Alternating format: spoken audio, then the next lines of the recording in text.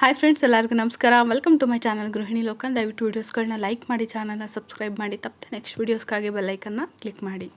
Friends, ಇವತ್ತು ಮೊದಲ ಆಷಾಢ ಶುಕ್ರವಾರ, ಒಂದು ರೀತಿಯಾದ ವಿಶೇಷವಾದ ದಿನ ಅಂತಲೇ ಹೇಳ್ಬೋದು. ಈ ದಿನ ಯಾಕೆ ವಿಶೇಷವಾದ ಮಾಸ ಅಂತಲೇ ಹೇಳ್ಬೋದು. ಒಂದು ರೀತಿಯಾಗ ಅದ್ಭುತವಾದ ಮಾಸ ಇದು. ಮನೆಯಲ್ಲಿ ಒಂದು ರೀತಿ ಯಾವಾಗಲೂ ದೈವಿಕ ಕಳೆ ಇರುತ್ತೆ. ಅಂಥ ವಿಶೇಷವಾದ ಮಾಸ ಈ ಒಂದು ಆಷಾಢ ಮಾಸ. ಆಷಾಢ ಮಾಸ ಅಂದ ತಕ್ಷಣ ನೆನಪಿಗೆ ಬರೋದೆ ಶಕ್ತಿ ರೂಪದ ದೇವಸ್ಥಾನಗಳು, ಅಂದರೆ ತಾಯಿ ದೇವಿ, ಪಾರ್ವತಿ ದೇವಿ, ದುರ್ಗಾ ಪರಮೇಶ್ವರಿ ದೇವಸ್ಥಾನಗಳು ತುಂಬ ಹೆಚ್ಚಿಗೆ ನೆನಪರ್ತದೆ. ಮತ್ತು ಇವತ್ತು ದಿನ ಆ ದೇವಸ್ಥಾನಗಳಿಗೆ ಕಾಲಿಡೋಕ್ಕಾಗೋದಿಲ್ಲ, ಅಷ್ಟು ರಶ್ ಕೂಡ ಇರುತ್ತೆ. ಇವತ್ತು ಯಾಕೆ ಅಷ್ಟು ರಶ್ ಇರುತ್ತೆ ಅಂದರೆ, ಈ ಒಂದು ಆಷಾಢ ಮಾಸದಲ್ಲಿ ಅದರಲ್ಲೂ ಶುಕ್ರವಾರ ಅಂತೂ ಈ ಒಂದು ದೇವಸ್ಥಾನಗಳಿಗೆ ಹೋಗಿ ದೀಪಗಳನ್ನ ಹಚ್ಚೋದ್ರಿಂದ ನಮ್ಮ ಕಷ್ಟಗಳು ಬೇಗ ನಿವಾರಣೆ ಆಗುತ್ತೆ ಅನ್ನೋ ತುಂಬ ನಂಬಿಕೆ ಇರೋದ್ರಿಂದ ಇವತ್ತೊಂದು ದಿನ, ಅದರಲ್ಲೂ ಆಷಾಢದ ಶುಕ್ರವಾರ ತುಂಬ ವಿಶೇಷವಾದ ಪೂಜೆಗಳನ್ನ ಕೂಡ ಮಾಡ್ತಾ ಇರ್ತಾರೆ.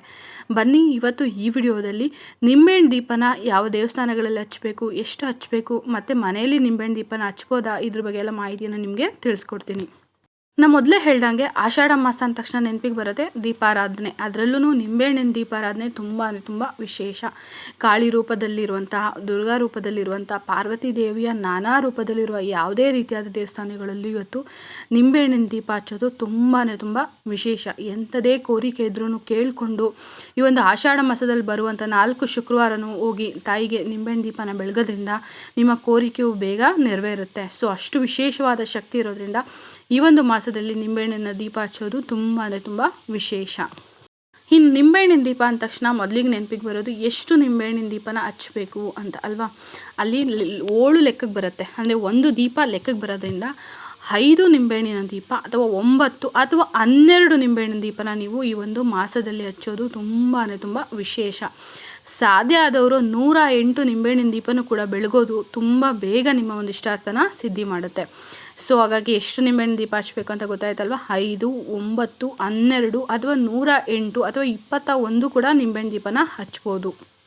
ಇನ್ನು ನಿಂಬೆಹಣ್ಣಿನ ದೀಪನ ಮನೇಲೇ ರೆಡಿ ಮಾಡ್ಕೊಂಡು ಹೋಗ್ಬೋದಾ? ಇಲ್ಲ.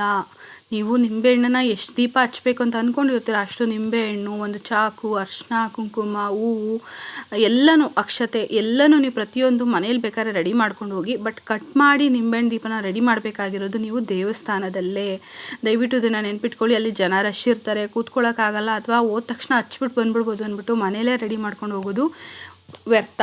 ಅಂದರೆ ನಿಂಬೆಹಣ್ಣು ದೀಪ ಹಚ್ಚೋದು ಪ್ರತಿಫಲ ನಿಮಗೆ ಸಿಗೋದೇ ಇಲ್ಲ. ಸೊ ಹಾಗಾಗಿ ನಿಂಬೆಹಣ್ಣು ದೀಪನ ನೀವು ದೇವಸ್ಥಾನದಲ್ಲೇ ಕೂತ್ಕೊಂಡು ಕಟ್ ಮಾಡಿ ಅಲ್ಲೇ ಒಂದು ನಿಂಬೆಹಣ್ಣು ರಸನ ತೆಗೆದು, ಅಲ್ಲಿ ದೇವಸ್ಥಾನಗಳಲ್ಲಿ ಕೆಲವು ಕಡೆ ಕಲ್ಲನ್ನ ಇರುತ್ತೆ, ಒಂದು ಪಾದ ಇರುತ್ತೆ ತಾಯಿದು, ಅಲ್ಲಿ ಹೋಗಿ ನಿಂಬೆಹಣ್ಣಿನ ರಸನ ಹಾಕಿಬಿಟ್ಟು ನಿಮ್ಮ ಒಂದು ಕಷ್ಟಗಳನ್ನ ನಿನ್ನ ಪಾದಕ್ಕೆ ಒಪ್ಪಿಸ್ಕೊ ಅಂತ ಹೇಳಿ ಅಲ್ಲೇ ನೀವು ನಿಂಬೆಹಣ್ಣು ದೀಪನ ರೆಡಿ ಮಾಡಬೇಕೇ ಹೊರತು ಮನೇಲೇ ಯಾವುದೇ ಕಾರಣಕ್ಕೂ ನಿಂಬೆಹಣ್ಣು ದೀಪನ ರೆಡಿ ಮಾಡ್ಕೊಂಡು ಹೋಗಬಾರ್ದು. ಇನ್ನು ನಿಂಬೆಹಣ್ಣನ್ನ ಕಟ್ ಮಾಡಿದ ತಕ್ಷಣ ಅದ್ರ ಸುತ್ತ ಒಂದು ರಸನ ತೆಗೆದ ಮೇಲೆ ಇದು ಬರುತ್ತಲ್ವ ಜುಟ್ಟು, ಅದನ್ನು ನೀವು ಕೀಳಬೇಕಾ ಅಂತ ಕೆಲವ್ರು ಕೇಳ್ತಾರೆ. ಹೌದು, ಇದನ್ನು ಕೀಳಿದ್ರೇ ಒಳ್ಳೆಯದು, ದೀಪ ಚೆನ್ನಾಗಿರುತ್ತೆ. ಕೆಲವರು ಅದನ್ನು ಕೀಳೋದಿಲ್ಲ, ಬಟ್ ಗೊತ್ತಿಲ್ಲ ಯಾಕೆ ಆ ಥರ ಮಾಡ್ತಾರೆ ಅಂತ. ಸಾಧ್ಯ ಆದಷ್ಟು ಜುಟ್ಟನ್ನು ತೆಗೆದ್ಬಿಟ್ಟು ಕಂಪ್ಲೀಟಾಗಿ ದೀಪನ ಚೆನ್ನಾಗಿ ರೆಡಿ ಮಾಡಿ. ನೀವು ಇನ್ ಕೇಸ್ ಕೀಳೋವಾಗ ಏನಾದರೂ ಓಲಾದರೆ ಅದನ್ನು ದೀಪನ ನೀವು ಕನ್ಸಿಡರ್ ಮಾಡಬಾರ್ದು, ಯಾಕಂದರೆ ಅದು ತೂತಾಗಿರುತ್ತೆ. ನೀಟಾಗಿ ಕಿತ್ತು ದೀಪ ನೀಟಾಗಿದ್ದರೆ ಮಾತ್ರ ನೀವು ಅದನ್ನು ಕನ್ಸಿಡರ್ ಮಾಡಿ ದೀಪನ ಹಚ್ಚಬೇಕು. ಇನ್ನು ನಿಂಬೆಹಣ್ಣು ದೀಪಕ್ಕೆ ತುಪ್ಪನೇ ಯೂಸ್ ಮಾಡಬೇಕು, ಬೇರೆ ಆಪ್ಷನ್ ಇಲ್ಲ. ದಯವಿಟ್ಟು ಎಳ್ಳೆಣ್ಣೆ ಕೂಡ ಯೂಸ್ ಮಾಡಬೇಡಿ. ಒಂದು ಸ್ವಲ್ಪ ಆದರೂ ಪರವಾಗಿಲ್ಲ, 1 ಸ್ಪೂನಷ್ಟು ಹಾಕಿದ್ರೂ ತೊಂದರೆ ಇಲ್ಲ, ತುಪ್ಪನೇ ಯೂಸ್ ಮಾಡಿ, ಖಂಡಿತ ಒಳ್ಳೆ ಪ್ರತಿಫಲ ಸಿಗುತ್ತೆ. ಸೊ ಹಾಗಾಗಿ ನಿಂಬೆಹಣ್ಣಿನ ದೀಪಕ್ಕೆ ತುಪ್ಪನ ನೀವು ಬಳಸಲೇಬೇಕು. ನಂತರ ಪ್ರತಿ ನಿಂಬೆಹಣ್ಣಿನ ಹೋಳಿಗೂ 5 ಕಡೆ ಆದರೂ ನೀವು ಅರಿಶಿನ, ಕುಂಕುಮ, ಗಂಧನ ನೀವು ಹಚ್ಚಲೇಬೇಕು. ಅರಿಶಿನ ಕುಂಕುಮ ಹಚ್ದೇ ಇರುವಂಥ ದೀಪನೇ ಅಲ್ಲ. ಸೊ ಹಾಗಾಗಿ ನೀವು ಪ್ರತಿಯೊಂದು ಹೋಳಿಗೂ ಅರಿಶಿನ, ಕುಂಕುಮ, ಗಂಧನ ಹಚ್ಚಿ ನೀವು ದೀಪನ ಬೆಳಗಬೇಕು. ಇನ್ನು ನಿಂಬೆಹಣ್ಣಿನ ದೀಪಕ್ಕೆ, ಅಂದರೆ ನಿಂಬೆಹಣ್ಣಿನ ಹೋಳಿಗೆ ಏಕತಾಮ್ ಬತ್ತಿ ಬರುತ್ತಲ್ವ, ಉಂಡೆ ಬತ್ತಿ, ಅದನ್ನು ಬೇಕಾದ್ರೂ ಇಟ್ಟು ನೀವು ದೀಪನ ಹಚ್ಬೋದು. ಅಥವಾ ನೀವು ಮನೇಲೇ ರೆಡಿ ಮಾಡಿಕೊಂಡು ಜೋಡಿಯಾಗಿ ರೆಡ್ ಬತ್ತಿ ಬರುತ್ತಲ್ಲ, ಅಂದರೆ ನಾನು ಹೇಳಿದ್ನಲ್ಲ, ಬತ್ತಿಗೆ ಸ್ವಲ್ಪ ಕುಂಕುಮನ ಮಾಡಿ ಕೆಂಪು ಕಲರ್ ಮಾಡಿಕೊಂಡು ಜೋಡಿ ಬತ್ತಿನಾರು ಮಾಡಿಕೊಂಡು ಮನೆಯಿಂದನೇ ಮಾಡ್ಕೊಂಡು ಹೋಗಿ ಬೇಕಾದ್ರೆ ಬತ್ತಿನ ಅದಕ್ಕೆ ಹಾಕಿ ದೀಪನ ಹಚ್ಬೋದು. ಏಕತಾ ಬತ್ತಿನಾದರೂ ಒಳ್ಳೆಯದೇ, ಜೋಡಿ ಬತ್ತಿ ಆದ್ರೂ ಕೂಡ ಒಳ್ಳೆಯದೇ. ಇನ್ನು ಖಾಲಿ ಪ್ಲೇಟಲ್ಲಿ ನಿಂಬೆಹಣ್ಣು ದೀಪನ ಇಟ್ಟು ದೀಪನ ಬೆಳಗಬಾರ್ದು. ಪ್ಲೇಟಲ್ಲಿ ಅಟ್ಲೀಸ್ಟ್ ನೀವು ಅಕ್ಕಿನ ತುಂಬಿಸಿರ್ಬೇಕು. ಇನ್ನು ಪ್ರತಿ ವಾರ ಹಚ್ಚಬೇಕು, ಅಕ್ಕಿನ ತುಂಬ್ಸೋಕ್ಕಾಗಲ್ಲ ಅನ್ನೋರು ಅಟ್ಲೀಸ್ಟ್ ಹೂವಿನ ದಳಗಳನ್ನಾರು ನೀವು ಪ್ಲೇಟಲ್ಲಿ ಹಾಕಿ ಅದ್ರ ಮೇಲೆ ನೀವು ನಿಂಬೆಹಣ್ಣಿನ ದೀಪನ ಜೋಡಿಸಿ ಪೂಜೆನ ಮಾಡೋದು ಒಳ್ಳೆಯದು. ಒಮ್ಮೆ ದೀಪನ ರೆಡಿ ಮಾಡಿ ದೀಪ ಹಚ್ಚಿದ ಮೇಲೆ ಒಮ್ಮೆ ನೀವು ಕಂದಗಡ್ಡಿಯಿಂದ ಪ್ರತಿ ದೀಪಗಳಿಗೂ ಪೂಜೆನ ಮಾಡಿಕೊಂಡು ನಿಮ್ಮ ಇಷ್ಟಾರ್ಥಗಳನ್ನು ಕೇಳಿಕೊಂಡು ನಂತರ ನೀವು ಕೈಯಲ್ಲಿ ಸ್ವಲ್ಪ ಹೂನ ಹಿಡ್ಕೊಂಡು ಅಕ್ಷತೆನ ಹಿಡ್ಕೊಂಡು ಅದರ ಸಹಾಯದಿಂದ ಈ ಒಂದು ಪ್ಲೇಟ್ನ ಹಿಡ್ಕೊಂಡು ನೀವು ದೇವರಿಗೆ ಆರತಿನ ಬೆಳಗೋದ್ರಿಂದ ತುಂಬ ಶುಭ ಫಲಗಳಿದೆ. ಸೊ ಹಾಗಾಗಿ ದಯವಿಟ್ಟು ಕೈಯಲ್ಲಿ ಸ್ವಲ್ಪ ಅಕ್ಷತೆ ಮತ್ತು ಸ್ವಲ್ಪ ಹೂನ ಹಿಡ್ಕೊಂಡು ಅದ್ರ ಜೊತೆಗೆ ನೀವು ಪ್ಲೇಟ್ನ ಸೇರಿಸಿ ಹಿಡ್ಕೊಂಡು ನೀವು ಆರತಿನ ಬೆಳಗೋದು ತುಂಬ ವಿಶೇಷ. ಇನ್ನು ಯಾವ ವಿಶೇಷವಾದ ಸಂದರ್ಭದಲ್ಲಿ ಈ ಒಂದು ದೀಪನ ಹಚ್ಚಬೇಕು ಅಂದರೆ ಆಷಾಢ ಮಾಸ ಅಂದ ತಕ್ಷಣ ನೆನಪಿಗೆ ಬರೋದೆ ರಾಹುಕಾಲ ಅಲ್ವಾ. ರಾಹುಕಾಲದಲ್ಲಿ ನಿಂಬೆಹಣ್ಣಿನ ದೀಪ ಹಚ್ಚೋದು ಅತ್ಯಂತ ಶುಭ ಫಲ. ಸಾಧ್ಯ ಆದವರು ರಾಹುಕಾಲದಲ್ಲೇ ಹೋಗಿ, ಅದರಲ್ಲೂ ಈ ಒಂದು ಶುಕ್ರವಾರ 10:30ಯಿಂದ 12 ಗಂಟೆ ಇರುತ್ತೆ. ನೀವು 11 ಗಂಟೆ ಮೇಲೆ ಇನ್ನೇನೋ ರಾಹುಕಾಲ ಮುಗಿತಾ ಇದೆ ಅನ್ನೋ ಟೈಮಲ್ಲಿ ಕೂಡ ಬೆಳಗೋದು ತುಂಬ ಶುಭ ಫಲಗಳನ್ನ ತಂದುಕೊಡುತ್ತೆ. ಇನ್ನು ಕೆಲವರು ಆಫೀಸ್ಗೆ ಹೋಗ್ತಾ ಇರ್ತೀರಾ ಅಥವಾ ಮನೆಯಿಂದ ಹೋಗೋ ಸೌಕರ್ಯಗಳು ಇರೋದಿಲ್ಲ ಅಂಥವ್ರು ಏನು ಮಾಡಬೇಕು ಅಂದರೆ ಬೆಳಗಿನ ಜಾವ ಸಾಧ್ಯ ಆದಷ್ಟು 7 ಗಂಟೆ ಒಳಗಡೆ ನೀವು ಈ ಒಂದು ದೀಪನ ಹಚ್ಚಿ, ಅಥವಾ ಸಂಜೆ ಸಮಯ ಒಂದು 5:30 5:45 ಮೇಲೆ ಹೋಗಿ ದೇವಸ್ಥಾನಗಳಲ್ಲಿ ಈ ಒಂದು ನಿಂಬೆಹಣ್ಣು ದೀಪನ ಬೆಳಗ್ಬೋದು. ಸಂಜೆ ದೀಪ ಹಚ್ಚೋರು ಅಥವಾ ಬೆಳಗಿನ ಜಾವ ದೀಪ ಹಚ್ಚೋರು ಮುತ್ತೈದರಿಗೆ ಅರಿಶಿನ ಕುಂಕುಮನ ಕೊಡ್ಬೋದು ದೀಪ ಬೆಳಗಿದ ನಂತರ. ಮಧ್ಯಾಹ್ನ ರಾಹುಕಾಲದಲ್ಲಿ ದೀಪ ಹಚ್ಚೋರು ಯಾವುದೇ ಕಾರಣಕ್ಕೂ ಮುತ್ತೈದರಿಗೆ ಅರಿಶಿನ ಕುಂಕುಮ ಕೊಡೋದು ಆ ಸಮಯದಲ್ಲಿ ಒಳ್ಳೆಯದಲ್ಲ.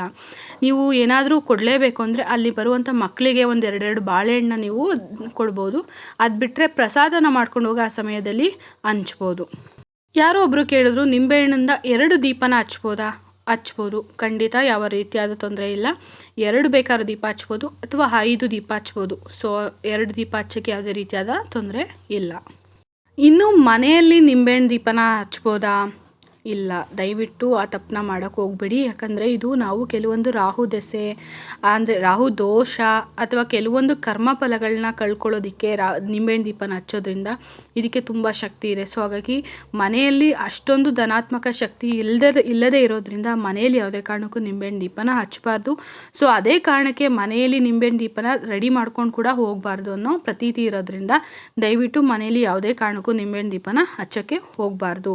ಇನ್ ಕೇಸ್ ನೀವು ಮನೇಲಿ ಏನಾದರೂ ನಾನು ಪೂಜೆನ ಮಾಡ್ತೀನಿ ಅಥವಾ ಮನೇಲಿ ಬೇರೆ ಯಾವುದೇ ರೀತಿಯಾದ ದೀಪಗಳನ್ನ ಹಚ್ಬೋದಾ ಅಂತ ನೀವು ಕೇಳೋದಾದರೆ ಮಣ್ಣಿನ ದೀಪನ ಹಚ್ಚಿ, ಅಂದರೆ ಅಖಂಡ ಜ್ಯೋತಿ ದೀಪ ಬರುತ್ತೆ. ಬೇಕಾದ್ರೆ ನಾನು ಅದ್ರ ಬಗ್ಗೆ ಸಪ್ರೇಟ್ ವಿಡಿಯೋನ ಮಾಡ್ತೀನಿ. ಅದನ್ನು ಬೇಕಾದ್ರೆ ನೀವು ಪ್ರತಿ ಶುಕ್ರವಾರ ಮಂಗಳವಾರ ಸಂಜೆ ಹಚ್ತಾ ಬರ್ಬೋದು. ಅಥವಾ ಮನೇಲಿ ನೀವು ಹಚ್ಚೋಕ್ಕೆ ಇಷ್ಟಪಡ್ತೀನಿ, ನಾನು ಆ ಒಂದು ಸಮಯದಲ್ಲಿ ಏನಾದ್ರು ಒಂದು ದೀಪನ ಹಚ್ಚೋಕ್ಕೆ ಮನೇಲಿ ಯಾವುದು ಆಪ್ಷನ್ ಇದೆ ಅಂತ ಅನ್ನೋದಾದರೆ ಬೆಟ್ಟದ ನಲ್ಲಿಕಾಯಿ ದೀಪನ ನೀವು ಸಂಜೆ ಸಮಯದಲ್ಲಿ ತುಳಸಿ ಕಟ್ಟೆ ಮುಂದೆ ಹಚ್ಬೋದು. ಅಂದರೆ ಮನೆಯಲ್ಲಿರೋ ದೇವರಿಗೆ ಒಮ್ಮೆ ಆರತಿನ ಮಾಡಿ ನಂತರ ನೀವು ಅದನ್ನು ತೊಗೊಂಡೋಗಿ ತುಳಸಿ ಕಟ್ಟೆ ಮುಂದೆ ಇಡ್ಬೋದು. ಸೊ ಹಾಗಾಗಿ ಮನೆಯಲ್ಲಿ ನಿಂಬೆಹಣ್ಣಿನ ದೀಪ ಹಚ್ಚೋ ರೂಢಿ ಇಲ್ಲ, ಅದರ ಬದಲಾಗಿ ನೀವು ಬೆಟ್ಟದ ನಲ್ಲಿಕಾಯಿ ದೀಪನ ನೀವು ಹಚ್ಬೋದು. ನಿಂಬೆಹಣ್ಣಿನ ದೀಪದಲ್ಲಿ ದಯವಿಟ್ಟು ಆ ಥರ ಮಾಡ್ಕೊಳ್ಬಾರ್ದು. ನಿಧಾನವಾಗಿ ನೀವು ದೇವಸ್ಥಾನದಲ್ಲಿ ಹೋಗಿ ಒಂದು ಕಡೆ ಕೂತ್ಕೊಂಡು ನಿಂಬೆಹಣ್ಣನ್ನು ಕಂಪ್ಲೀಟಾಗಿ ನೀವು ಕೈಯಲ್ಲಿ ಹಿಡ್ಕೊಂಡು ನಿಮ್ಮ ಬೇಡಿಕೆಗಳನ್ನ ಕೇಳಿಕೊಂಡು ನಂತರನೇ ನೀವು ಕಟ್ ಮಾಡಿ ಅದರಲ್ಲಿರೋ ರಸನ ಒಂದು ಬೌಲಲ್ಲಿ ತೆಗೆದಿಟ್ಕೊಂಡು ಅದನ್ನು ಒಂದು ಒಳ್ಳೆ ಕಡೆ, ಅಲ್ಲಿ ದೇವಸ್ಥಾನಗಳಲ್ಲಿ ಕೆಲವು ಕಡೆ ಸೌಲಭ್ಯ ಇರುತ್ತೆ ಇಂಥ ಕಡೆನೇ ತೊಗೊಂಡೋಗಿ ಅದನ್ನು ಹಾಕಬೇಕು ಅಂತ, ಇಲ್ಲ ಕೆಲವರು ದೇವಸ್ಥಾನದಲ್ಲಿ ತಾಯಿಯ ಪಾದ ಇರುತ್ತಲ್ಲ ಅಲ್ಲೂ ಕೂಡ ಅನುಕೂಲ ಮಾಡಿಕೊಟ್ಟಿರ್ತಾರೆ ಹಾಕ್ಬೋದು ಅಂತ, ಅಲ್ಲಿ ಬೇಕಾದ್ರೂ ನೀವು ಒಂದು ನಿಂಬೆಹಣ್ಣಿನ ರಸನ ಹಾಕ್ಬಿಟ್ಟು ಬರ್ಬೋದು. ಯಾರೋ ಒಬ್ಬರು ಮಾತ್ರ ಕೇಳಿದ್ರು, ದಯವಿಟ್ಟು ತಪ್ಪು ತಿಳ್ಕೊಂಬಿಡಿ. ಆ ರಸನ ತಗೊಬಂದು ಮನೇಲಿ ಜ್ಯೂಸ್ ಮಾಡ್ಕೊಬೋದಾ? ಇಲ್ಲ, ದಯವಿಟ್ಟು ನಿಮ್ಮ ಒಂದು ಕರ್ಮ ಕಳೀಲಿ ಅಂತ ನಿಂಬೆಹಣ್ಣ ಹಿಂಡೋದು. ಸೊ ಹಾಗಾಗಿ ಆ ಒಂದು ಹುಳಿನ ಯಾವುದೇ ಕಾರಣಕ್ಕೂ ನೀವು ಸೇವನೆ ಮಾಡೋದು ಒಳ್ಳೆಯದಲ್ಲ. ಸೊ ಹಾಗಾಗಿ ಇದನ್ನು ನೀವು ಯಾವುದೇ ಕಾರಣಕ್ಕೂ ಮನೆಗೂ ತರಬಾರ್ದು, ಎಲ್ಲಿ ಕೂಡ ಬಳಸ್ಕೋಬಾರ್ದು. ನಿಮಗೋಸ್ಕರ ಅಲ್ಲೆಲ್ಲೂ ಬೇರೆ ಎಲ್ಲೂ ಜಾಗ ಇಲ್ಲ ಅಂದರೆ ನೀವು ಬೇವಿನ ಮರದ ಕೆಳಗಡೆ ಬೇಕಾದ್ರೆ ಈ ಒಂದು ಹುಳಿನ ಹಾಕ್ಬಿಡಿ. ಯಾವುದೇ ಕಾರಣಕ್ಕೂ ಮನೆಗೆ ಈ ಒಂದು ಹುಳಿನ ತರಬಾರ್ದು. ಈ ಒಂದು ನಿಂಬೆಹಣ್ಣಿನ ದೀಪನ ಯಾವುದೇ ಶಕ್ತಿ ರೂಪ ದೇವಿ ದೇವಸ್ಥಾನಗಳಲ್ಲಿ ಹಚ್ಬೋದು. ಅಂದರೆ ತಾಯಿ ಪಾರ್ವತಿ ದೇವಿಯ ಯಾವುದೇ ರೂಪಗಳ ದೇವಸ್ಥಾನದಲ್ಲೂ ನೀವು ಹಚ್ಬೋದು. ಕಾಳಿಕಾ ಮಾತೆ, ದುರ್ಗಾ ಪರಮೇಶ್ವರಿ, ಬನಶಂಕರಿ ಈ ರೀತಿಯಾದ ಯಾವುದೇ ದೇವಸ್ಥಾನಗಳಲ್ಲೂ ನೀವು ಹೋಗಿ ಈ ಒಂದು ರಾಹುಕಾಲದಲ್ಲೂ ಹಚ್ಬೋದು, ಅಥವಾ ಬೆಳಿಗ್ಗೆ ಅಥವಾ ಸಂಜೆ ಸಮಯದಲ್ಲೂ ಕೂಡ ಹಚ್ಬೋದು. ಇನ್ನು ಮಾರಮ್ಮ ದೇವಸ್ಥಾನದಲ್ಲಿ ನೀವು ಇಷ್ಟಪಟ್ಟು ಹಚ್ತೀನಿ ಅಂದರೆ ತಾಯಿಗೆ ಬೇವಿನ ಸೊಪ್ಪು ಅಂದರೆ ಅತ್ಯಂತ ಪ್ರಿಯ. ಸೊ ಈ ಒಂದು ನಿಂಬೆಹಣ್ಣಿನ ಜೊತೆ ಸ್ವಲ್ಪ ಬೇವಿನ ಸೊಪ್ಪನ್ನು ಸೇರಿಸ್ಕೊಂಡು, ಅಂದರೆ ಅಲಂಕಾರಕ್ಕೆ ಬೇವಿನ ಸೊಪ್ಪನ್ನ ಸೇರಿಸ್ಕೊಂಡು, ಜೊತೆಗೆ ನಿಮ್ಮ ಕೈಯಲ್ಲೂ ಅಷ್ಟೇ 1-2 ಕಡ್ಡಿ ಬೇವಿನ ಕಡ್ಡಿನ ಹಿಡ್ಕೊಂಡು ಅದ್ರ ಮುಖಾಂತರ ನೀವು ನಿಂಬೆಹಣ್ಣು ದೀಪದಿಂದ ತಾಯಿಗೆ ಆರತಿನ ಮಾಡೋದ್ರಿಂದನೂ ಕೂಡ ನಿಮ್ಮ ಸಕಲ ಸಂಕಷ್ಟಗಳು ನಿವಾರಣೆ ಆಗುತ್ತೆ. ನೀವು ಅಂದ್ಕೊಂಡು ಕೆಲಸಗಳಲ್ಲಿ ಜಯ ಸಿಗುತ್ತೆ. ಅತ್ಯಂತ ಅದ್ಭುತ ಶಕ್ತಿ ಒಂದು ನಿಂಬೆಹಣ್ಣಿನ ದೀಪಕ್ಕೆ ಇದೆ. ಸೊ ಹಾಗಾಗಿ ಪ್ರತಿಯೊಬ್ಬರು ಈ ಒಂದು ಆಷಾಢ ಮಾಸದಲ್ಲಿ ನಿಂಬೆಹಣ್ಣಿನ ದೀಪನ ಬೆಳಗಿ ಪ್ರತಿಯೊಬ್ಬರು ತಾಯಿ ಕೃಪೆಗೆ ಪಾತ್ರರಾಗಿ ಅಂತ ಹೇಳ್ತಾ, ಇವತ್ತು ನಾನು ಕೊಟ್ಟಿರೋಂಥ ಇನ್ಫಾರ್ಮೇಷನ್ ನಿಮ್ಗೆ ಇಷ್ಟ ಆಗಿದ್ದರೆ ವಿಡಿಯೋನ ಲೈಕ್ ಮಾಡಿ, ಚಾನಲ್ನ ಸಬ್ಸ್ಕ್ರೈಬ್ ಮಾಡಿ, ತಪ್ಪದೆ ನೆಕ್ಸ್ಟ್ ವೀಡಿಯೋಸ್ಗಾಗಿ ಬೆಲ್ಲೈಕನ್ನ ಕ್ಲಿಕ್ ಮಾಡಿ. ನೆಕ್ಸ್ಟ್ ವಿಡಿಯೋದಲ್ಲಿ ನಾನು ಮನೆಯಲ್ಲಿ ಅಥವಾ ಅರಳಿಕಟ್ಟೆ ಹತ್ರ ಮಾಡುವಂಥ ಒಂದು ವಿಶೇಷ ಪೂಜೆ ಬಗ್ಗೆ ನಿಮಗೆ ತಿಳಿಸ್ಕೊಡ್ತೀನಿ. ತಪ್ಪದೆ ನೆಕ್ಸ್ಟ್ ವಿಡಿಯೋಸ್ನ ಮಿಸ್ ಮಾಡದೆ ನೋಡಿ.